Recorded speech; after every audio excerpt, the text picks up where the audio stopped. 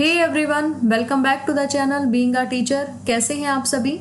तो आज की जो हमारी वीडियो है वो बेसिकली मल्टीपल चॉइस क्वेश्चन की सीरीज है। इसमें हम साइकोलॉजी के मोटिवेशन चैप्टर के क्वेश्चंस की प्रैक्टिस करेंगे।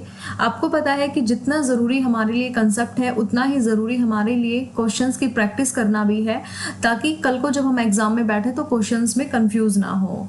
तो सबसे पहले अगर आपने चैनल को सब्सक्राइब नहीं किया है तो चैनल को सब्सक्राइब कर लीजिए, ताकि आने वाले सभी टीचिंग एग्जाम की तैयारी हम कर सकें।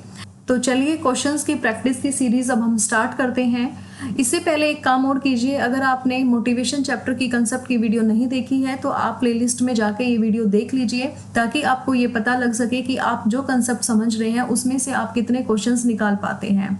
तो चलिए लेट्स स्टार्ट। सबसे पहले जो हमारा क्वेश्चन है वो है motivation is the dash purpose of evaluation, यानी जो हमारी अभिप्रेरणा है, जो हमारा मोटिवेशन है वो मूल्यांकन का कौन सा उद्देश्य है।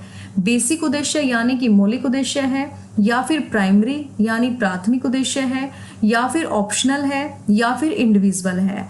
तो देखिए हमेशा याद रखिए कि जो हमारा अभिप्रेरणा है वो मूल्यांकन का बेसिक उद्देश्य है, यानी कि मौलिक उद्देश्य है। ठीक है, मोटिवेशन जो हमारा होगा वो इवैल्यूएशन का बेसिक पर्पस होता है। तो चलिए अब देखते हैं अपना नेक्स्ट क्वेश्चन। सेकंड क्वेश्चन है hunger, thirst, need for security all are dash motives, यानी सुरक्षा की मांग में भूख और प्यास कौन से अभिप्रेरक हैं।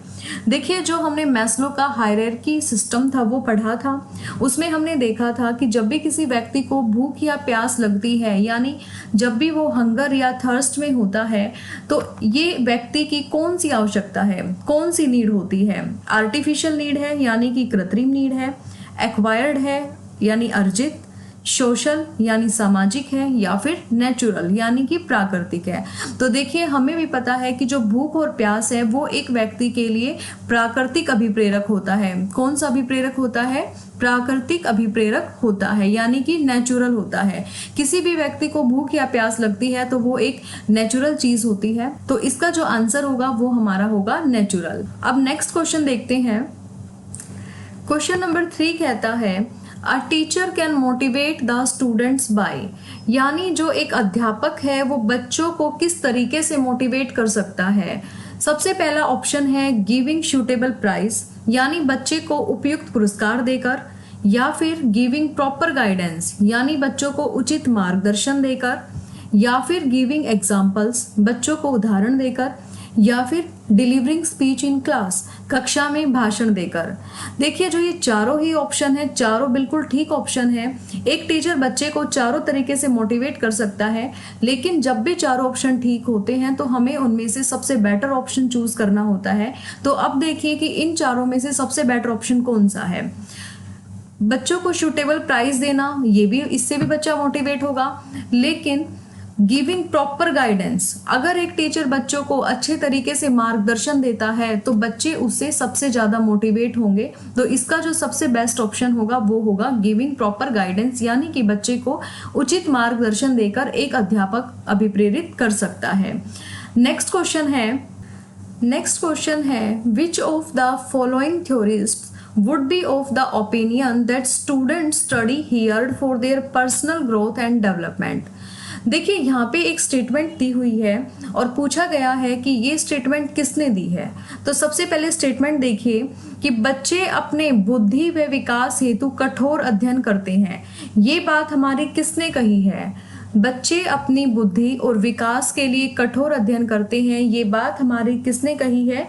तो इसका आंसर होगा मैस्लो। ठीक है, अब नेक्स्ट क्वेश्चन देखते हैं।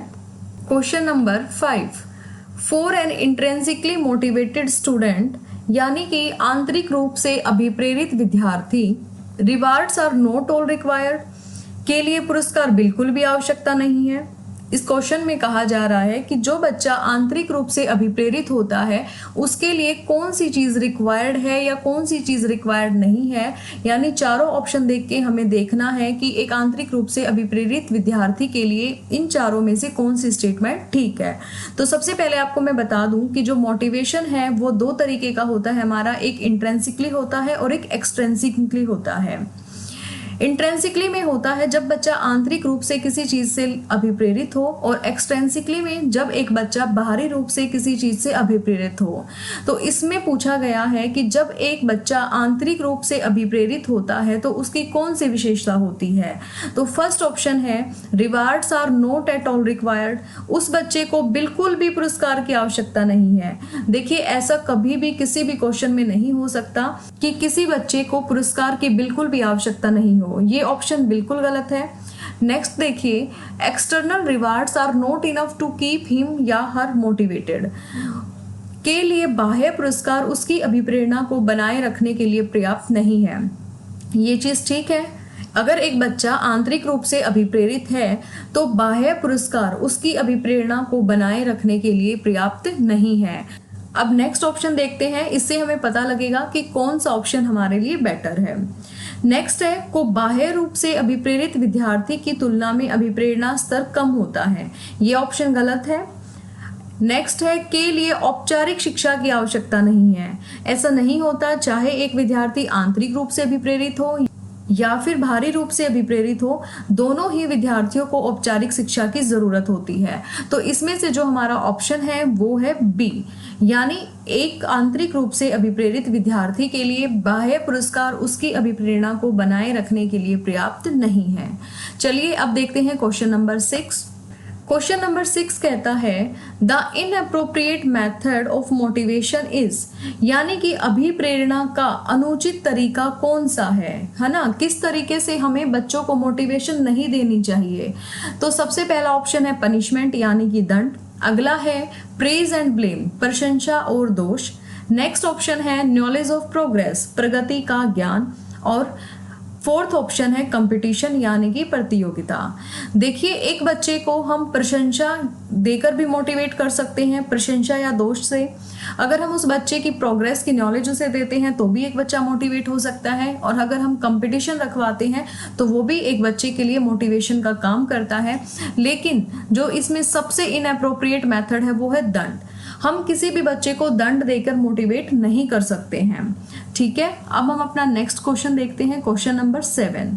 क्वेश्चन 7 कहता है the inner force that stimulates and compels our behavioral response and provides specific direction to that response is, यानी एक आंतरिक बल जो प्रोत्साहित करता है और व्यवहार परक प्रतिक्रिया के लिए बाध्य करता है एवं उस प्रतिक्रिया को विशिष्ट दिशा उपलब्ध कराता है, वो क्या है। तो कोई भी ऐसा आंतरिक बल जिसकी वजह से हम रिएक्शन करने के लिए बाध्य हो जाते हैं वो हमारा क्या होगा, हमेशा अभिप्रेरणा होगा यानी कि मोटिवेशन होगा। नेक्स्ट क्वेश्चन देखते हैं। Vikas is struggling to solve a problem of mathematics completely. The inner force compelling him to search for a way to solve it completely is known as। Question में कहते हैं विकास गणित की समस्या को हल करने के लिए पूरी तरह से संघर्ष कर रहा है। उसका आंतरिक बल जो उसे उस समस्या को पूरी तरह से हल करने के लिए विवश करता है डैश के रूप में जाना जाता है। तो इसका सही ऑप्शन क्या होगा, मोटिव यानी प्रेरक, पर्सनैलिटी ट्रेट यानी व्यक्तित्व विशेषक, इमोशन यानी कि संवेग, या फिर परसेप्शन यानी कि प्रत्यक्षण। अब देखिए क्वेश्चन में बिल्कुल क्लियरली हमें कह रहा है कि जो विकास है वो गणित की समस्या को हल करने के लिए पूरी कोशिश कर रहा है, और जो उसका आंतरिक बल है वो उसे उस समस्या को हल करने के लिए विवश कर रहा है। यानी विकास से वो समस्या हल नहीं हो रही है लेकिन फिर भी वो उस समस्या को हल करने की कोशिश कर रहा है। तो वो कौन सी फोर्स की वजह से कर रहा है, वो मोटिव यानी कि प्रेरक की फोर्स की वजह से कर रहा है, क्योंकि विकास अंदर से मोटिवेट है और इसी वजह से वो उस प्रॉब्लम को सोल्व करने के लिए कोशिश कर रहा है। अब हम देखते हैं अगला क्वेश्चन, क्वेश्चन नंबर 9। क्वेश्चन 9 कहता है to encourage children to put in efforts in their study teachers need to, यानी बच्चों को अपने अध्ययन में प्रयास करने हेतु प्रोत्साहित करने के लिए शिक्षकों को डैश की आवश्यकता होती है। देखिए क्वेश्चन को समझिए, क्वेश्चन में कह रहे हैं कि जब एक टीचर अपने बच्चों को किसी भी चीज के अध्ययन में या किसी भी चीज का प्रयास करने के लिए उन्हें प्रोत्साहित करता है तो टीचर्स को किस चीज की जरूरत पड़ती है, यानी बच्चों को अध्ययन करने के लिए प्रोत्साहित करने के लिए टीचर को किस चीज की जरूरत पड़ती है, मोटिवेट द चाइल्ड यानी बच्चों को प्रेरित करना, स्कोल्ड द चाइल्ड बच्चों को डांटना, कंट्रोल द चाइल्ड, बच्चों को नियंत्रण में रखना, या compare the child who others, यानी अन्य बच्चों के साथ तुलना करना। तो देखिए ये तीनों ही ऑप्शन गलत हैं, scold the child, control the child और compare the child with others.